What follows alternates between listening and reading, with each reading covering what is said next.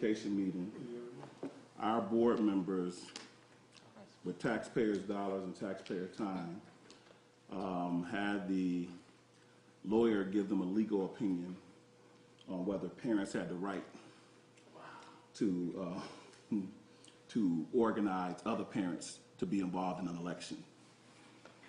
So the lawyer advised them that since in his opinion that DPCC is part of the Board of Education, they had no right to do that. And Sharon Beltman Cotman led the charge. She says that Sam Raff is a loose cannon and that he needs to be reined in. She said this in the meeting. It's in the paper, yeah. She said it in the meeting. She said parents have told her that at the DPCC meeting they have no rights, that Sam dominates and they're intimidated by him, therefore they can't express their opinion. Jay McCarthy came right behind her and said that he's been told that Sam Raff has hijacked the DPCC. Mary Ruth Capsiak came right behind him and said that we in violation of the Board of Education ethics and they want to open up an ethics investigation against us. Ralph Hernandez wants a report of all of our financing and if we're spending money, district money on anything associated with organizing parents to be involved in an election. Wow. And so they got so if you go to the Reed City region. But Sam, we really don't need to read that. You're telling us what. Well, right, that's true. I mean, that's true. So I that's. mean, I know you're upset, but brother, we hearing you real clear. So. Because I'm not finding it, so please go ahead. Yeah. If you're under city region, board takes aim at parent group is the name of the article. And so they are what they said they're going to do is they are going to inquire with state education department as to whether they can do something if they believe we are doing something in violation to what our existence, what we are created to do. Although the lawyer told him he didn't know how effective that would be because the state education department seems to have a lot of respect for the district parent coordinating council, so he don't know how effective that process would be.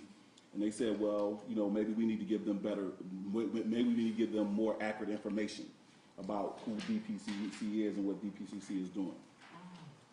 So I commented, I made it clear that I said that that the DPCC is not endorsing anybody. The District Parent Coordinating Council is a body who's going to work with whoever's elected. It's not even in our place as a DPCC to endorse nobody. But individual parents and parents as individual taxpaying citizens can support whoever they want to support. They are going to support it. You know what I'm saying? And that's that. You know what I'm saying? I mean, we don't write our own checks. You know what I'm saying? The district write our checks. There's no money we can spend without the district signing off on it. Right. So, they can go down that dead end street if they want to, but, we have every right to organize people. I said, the contradiction here is that the DPCC, they keep trying to say that we're a subcommittee of the board. I said, y'all say that. That's not what we said. We say we are the stakeholder group for the parents. Just like the BTF is the stakeholder group for the teachers, and the administrators union is the stakeholder group for the administrator, and the BTF is endorsing some of y'all. So I know we ain't got no confusion about if your employees can endorse you, whether parents, who are volunteers, can volunteer their time to support whoever they want to support. I mean, so I know we don't have a real question about that. But Ms. Cotman became adamant about the fact that we don't represent what parents' position is, that we're intimidating parents. And you know what? It was interesting. It was interesting to see some of the community's response to that. Brother man, Charles, if you go down in the bottom here, he broke down, he's the first one, he broke it down in detailed terms. I thought it was real interesting how other DPCC folks say, they said that's just not accurate. They said all you gotta do is come to a DPCC meeting. We have a agenda consideration before every meeting. Anybody who wanna put anything on the agenda can put anything on the agenda. The floor is open for the discussion on those issues. So that's so far from the truth. That's ridiculous. But we didn't have to say it. Other people the community. If you look all them letters that came, they begin to write. That's just not true. We see DPCC meetings on TV. All day, every day. Right? Right. So, why they would go there, I don't know. But at this particular point, Ralph said that, and to be honest with you, he's telling the truth about it. He says that DPCC is, now I shouldn't say he's telling the truth about it, but I'll say what I mean. He's saying DPCC is preventing candidates from getting endorsements because people are telling him that they won't do endorsements to after DPCC says who they're supporting, which people have said that. People said we're going to see who DPCC supports, who the parents want, and we're going to back who the parents want. It has nothing to do with that other stuff. Wow. So he says that that's not the appropriate role for DPCC to play. And the problem, and the issue is it ain't a role that DPCC is playing. It's a role that parent leaders, or parents, period. They ain't got to be leaders, just parents.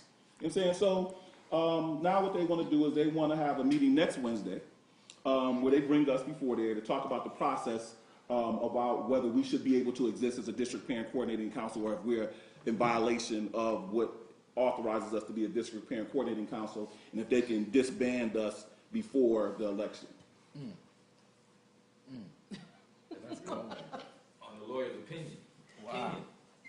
Yeah, the lawyer, and the lawyer, Nate Kuzma, his opinion is in there. You know what I'm saying? His It's opinion. just an opinion. Yeah, his opinion is that, we in violation. That's his opinion. Are there more after Charles Spurgeon? Yeah. But go into the article and see what the lawyer, what the lawyer stated.